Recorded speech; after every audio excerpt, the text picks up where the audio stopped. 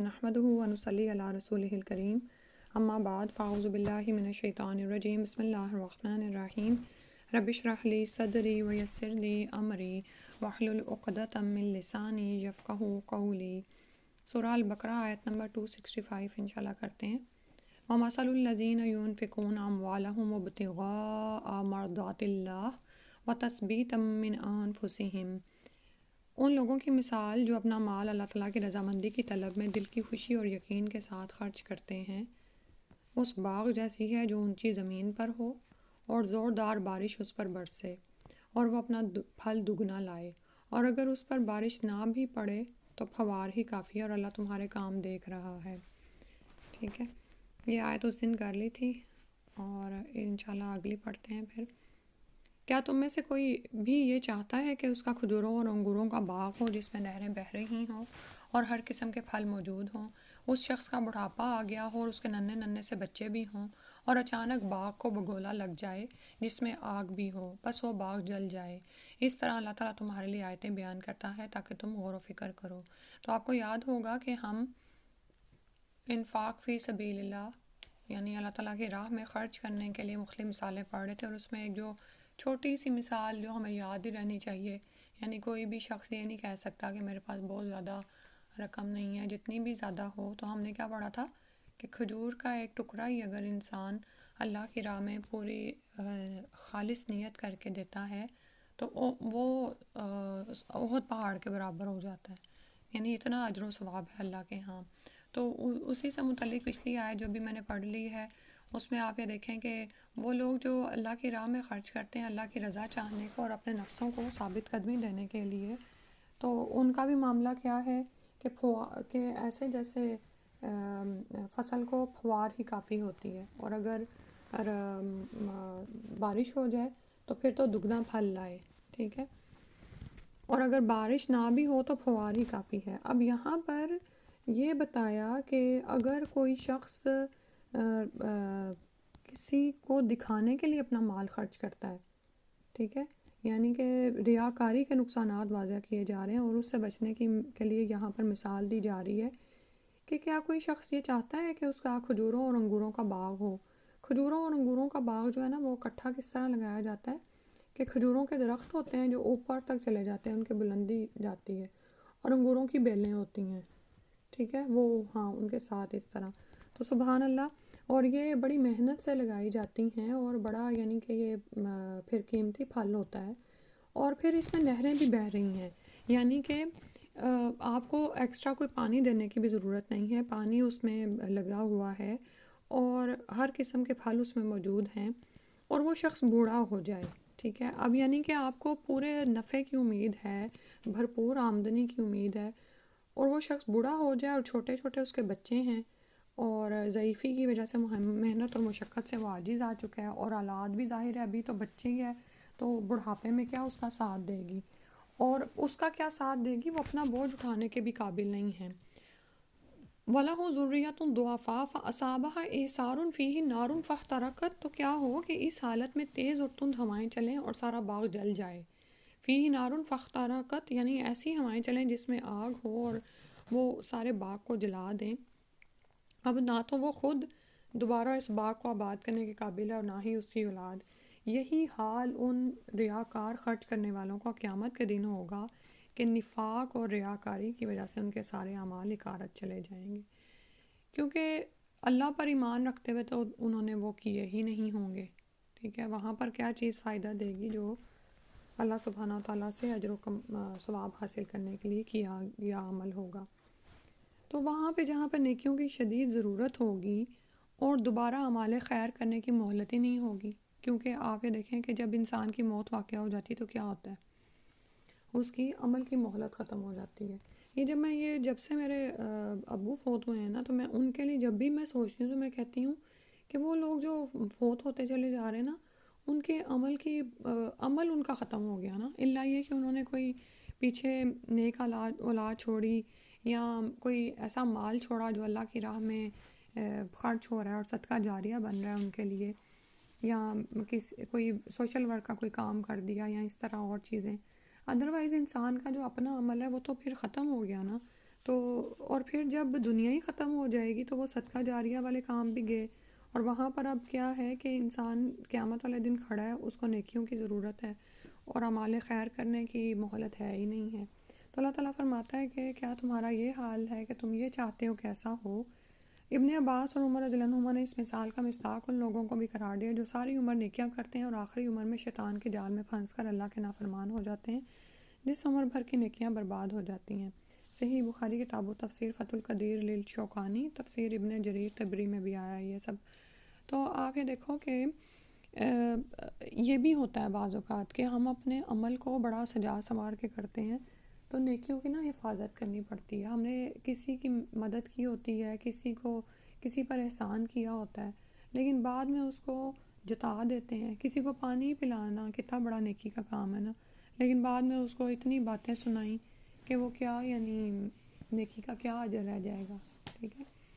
اور اسی طرح کہ بڑھاپے میں کیا ہوتا ہے کہ انسان نا ضعیف ہو جاتا ہے، اس کی جو ذہنی جسمانی جذباتی قوتیں ہیں نا وہ ماند پڑ جاتی ہیں، تو بعض یا پھر اس کی جذباتی کیفیت اس طرح کی ہو جاتی ہے، ٹھیک ہے۔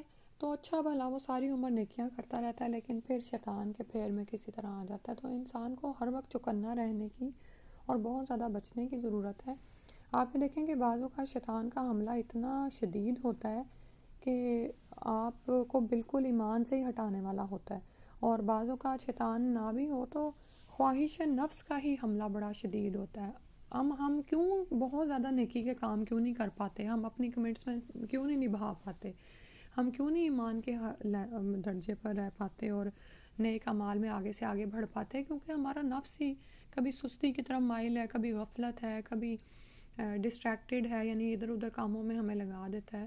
تو پھر کیا ہے کہ وہ جو نیکیاں ہم نے کی ہوتی ہیں وہ بھی نعوذ باللہ برباد ہونا شروع ہو جاتی ہیں۔ تو اللہ سبحانہ تعالیٰ اس سے بچائے اور ہمیں اپنے نیک اعمال کی حفاظت کی توفیق عطا فرما دے۔ سمجھ آ رہی ہے بات کی؟ یعنی آپ یہ نہیں کہہ سکتے کہ میں نے زندگی میں بڑے نیک عمل کیے جی اب مجھے کسی چیز کی ضرورت نہیں ہے، اور پھر انسان کسی محفل میں بیٹھا ہو تو ان نیک اعمال کی ڈنگیں مارتا رہے، مطلب یہ کہ شو آف کرتا رہے، ٹھیک ہے، تو وہ کیا اکارت جائیں گے۔ اللہ تعالیٰ اس سے بچائے۔ تو آگے فرمایا اے ایمان والو اپنی پاکیزہ کمائی میں سے اور زمین میں سے تمہارے لیے ہماری نکالی ہوئی چیزوں میں سے خرچ کرو، ان میں سے بری چیزوں کے خرچ کا قصد نہ کرو، قصد مطلب ارادہ نہ کرو جسے تم خود لینے والے نہیں ہو، ہاں اگر آنکھیں بند کر لو تو، اور جان لو کہ اللہ تعالیٰ بے پرواہ اور خوبیوں والا ہے۔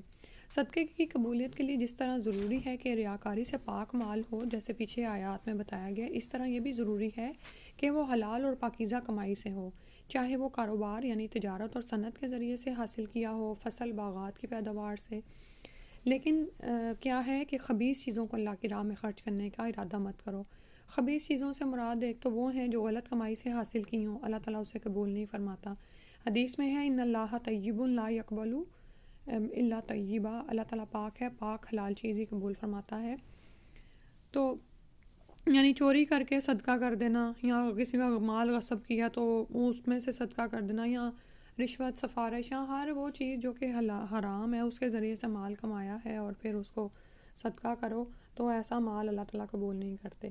دوسرا یہ ہے کہ خبیث کے معنی ردی نکمی چیز کے ہیں، ردی چیزیں بھی اللہ کی راہ میں خرچ نہ کی جائیں، یعنی یہ جو ردی تم کسے کہو گے جو آپ ریسائیکل کرتے ہو نا، کہ فرمایا کہ ولا تتیمموا الخبیث منہ تنفقون، اس میں سے تم خرچ کرتے ہو، ولستم بآخذیہ الا ان تغمضوا فیہ، کہ اگر تمہیں کوئی ویسی چیز دے تو تم آنکھیں بند کر کے ایسے یعنی کہ لو کہ یعنی تم نظر انداز کر جاؤ کہ یہ ردی چیز ہے، ٹھیک ہے۔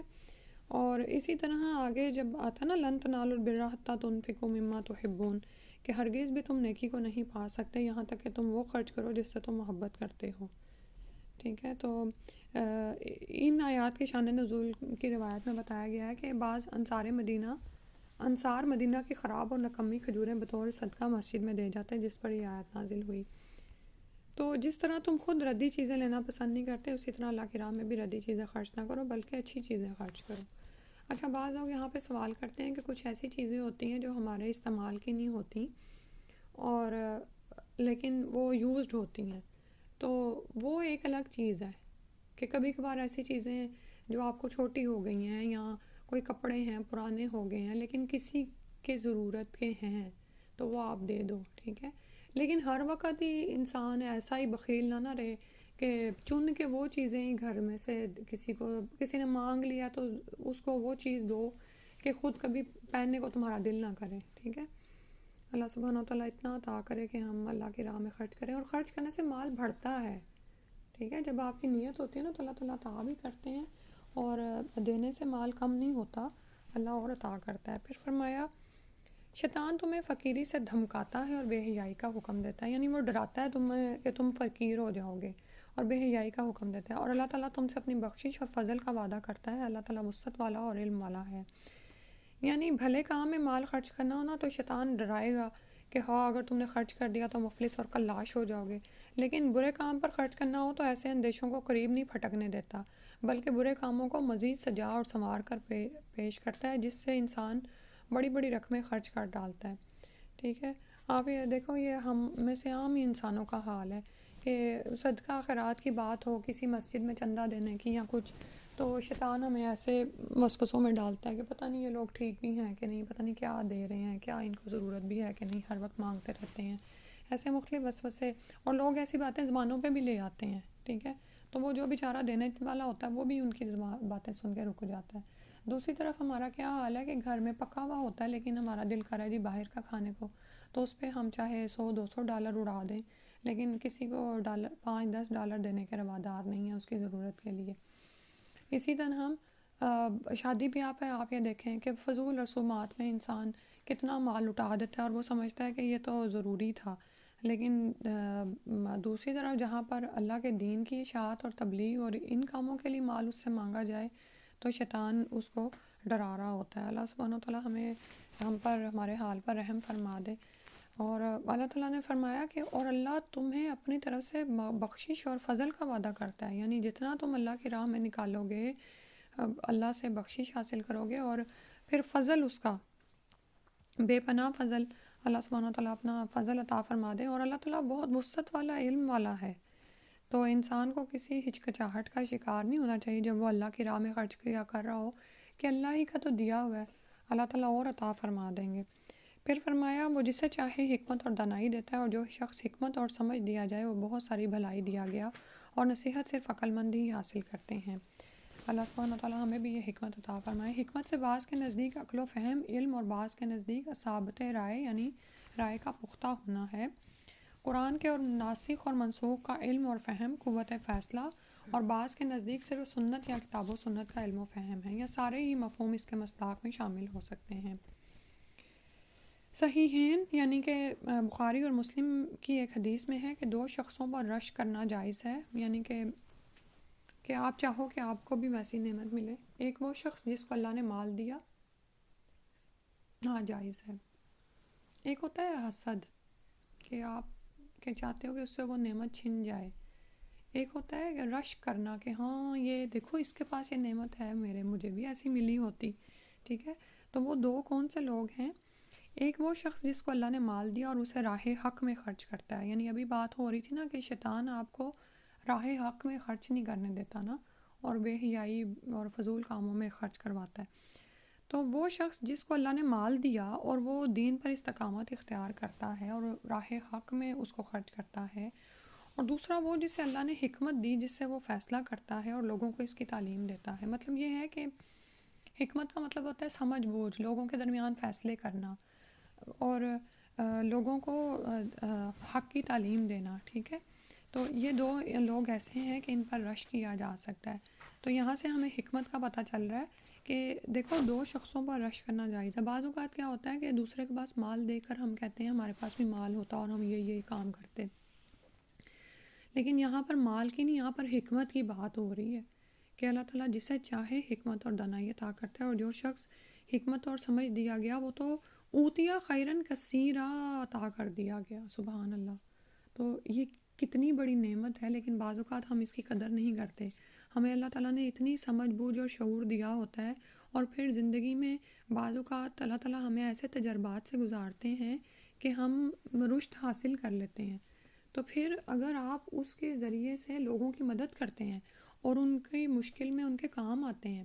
آپ یہ دیکھیں کہ بعض اوقات آپ مختلف طرح کی مشکلات کا شکار ہو جاتے ہیں. جیسے ابھی شیطان کے بہکاووں کی وسوسوں کی ہی بات ہو رہی تھی.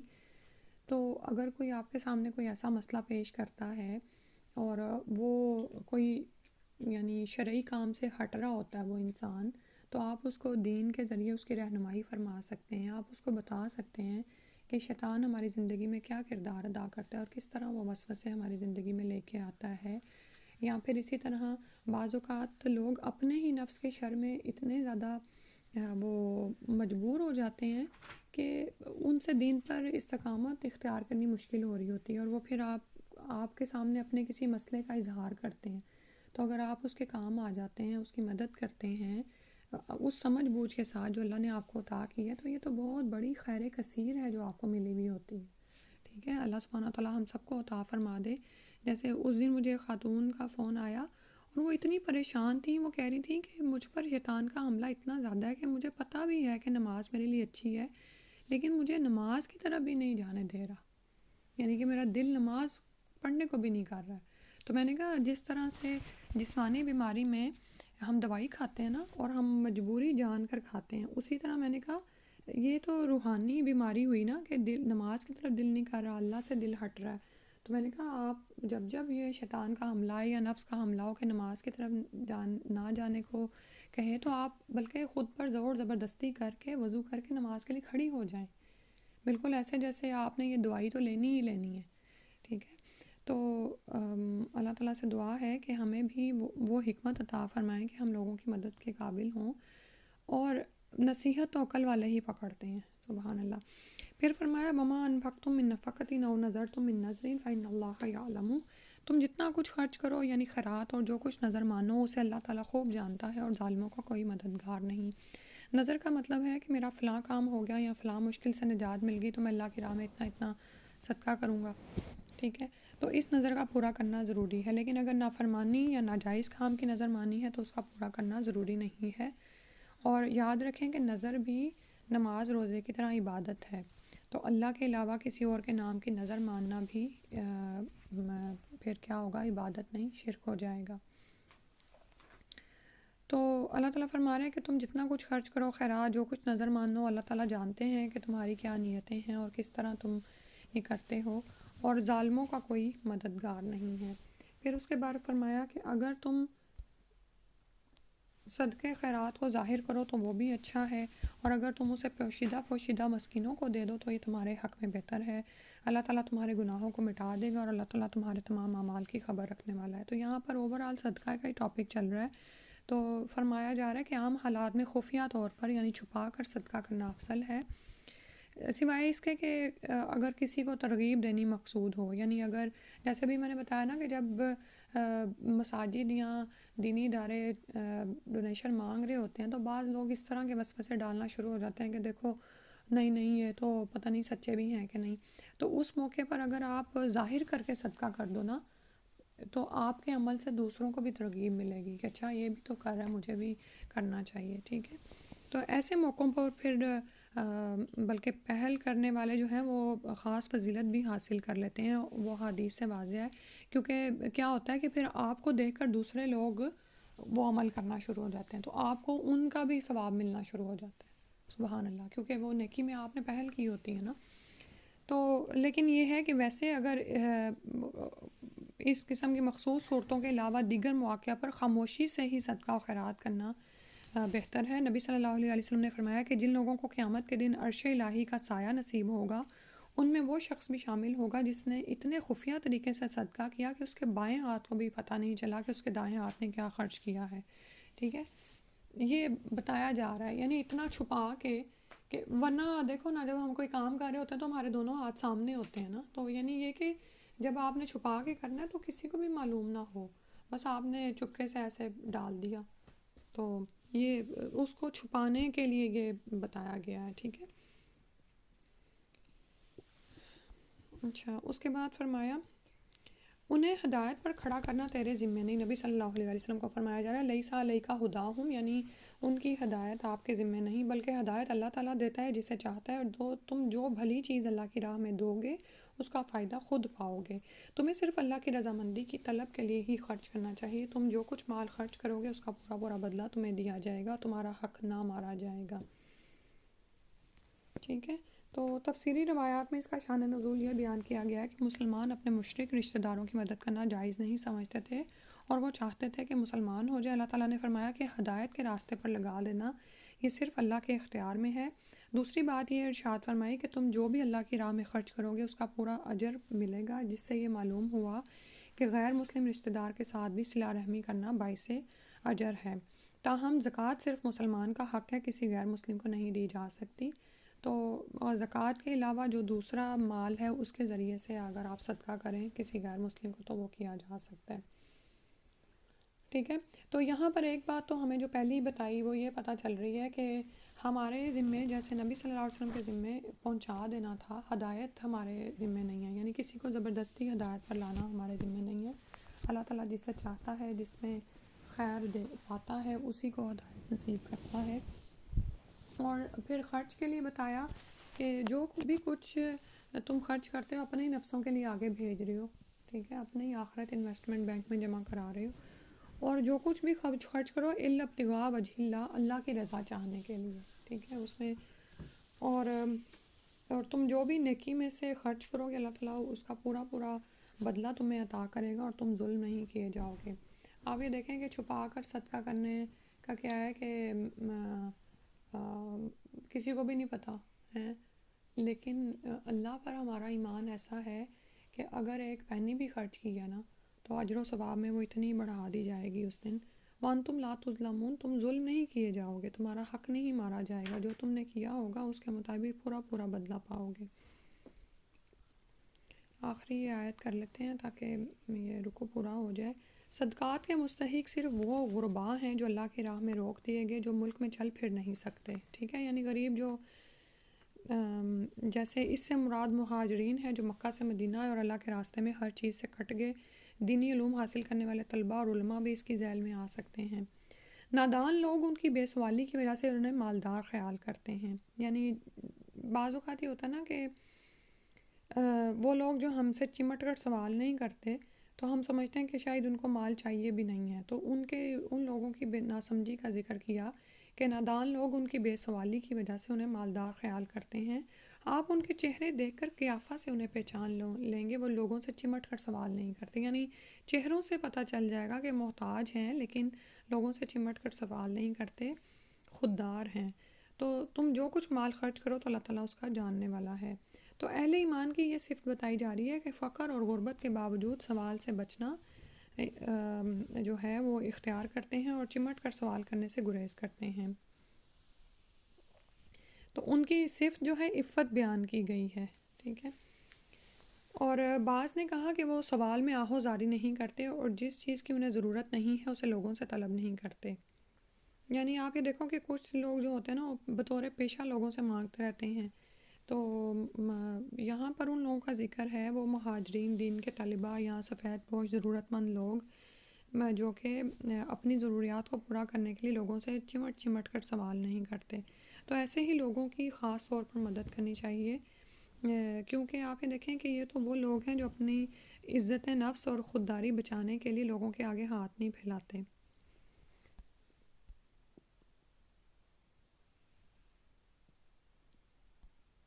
تو اللہ تعالیٰ نے فرمایا کہ جو بھی کچھ تم بھلائی میں سے خرچ کرو گے بے شک اللہ تعالیٰ اس کو خوب جانتے ہیں۔ تو اپنا مال جب آپ اللہ کی راہ میں دینے لگیں یا ضرورت مندوں کو دینے لگیں تو ایسے لوگوں کو بھی ڈھونڈنا ہی چاہیے جو کہ سوال نہیں کرتے ہیں لیکن آپ کو پتہ ہے کہ وہ ضرورت مند ہے، ٹھیک ہے۔ اور ایک اور بات جو ہے کہ یہ لوگ عفیف کیوں ہوتے ہیں اور کیوں چمٹ کر سوال نہیں کرتے، کہ اسلام ایسے اس سے روکتا بھی ہے، ٹھیک ہے۔ بخاری اور مسلم کی روایت میں ہے کہ ہمیشہ لوگوں سے سوال کرنے والے کے چہرے پر قیامت کے دن گوشت نہیں ہوگا، بحالہ مشکات کتاب الزکوٰۃ، ٹھیک ہے۔ اللہ سبحانہ و تعالیٰ ہمیں دین کو سمجھنے کی اور اس کے مطابق عمل کرنے کی اور اس کی نشر و اشاعت کی توفیق عطا فرما دے، اور ہم سے اس عمل کو اپنی رضامندی کی طلب میں قبول فرما لیں، آمین یا رب العالمین۔ سبحانک اللہم و بحمدک اشہد ان لا الہ الا انت استغفرک و اتوب الیک اللہم انا نسألک الجنۃ الفردوس و نعوذ بک من النار صلی اللہ علیہ وسلم۔ السلام علیکم و رحمۃ اللہ۔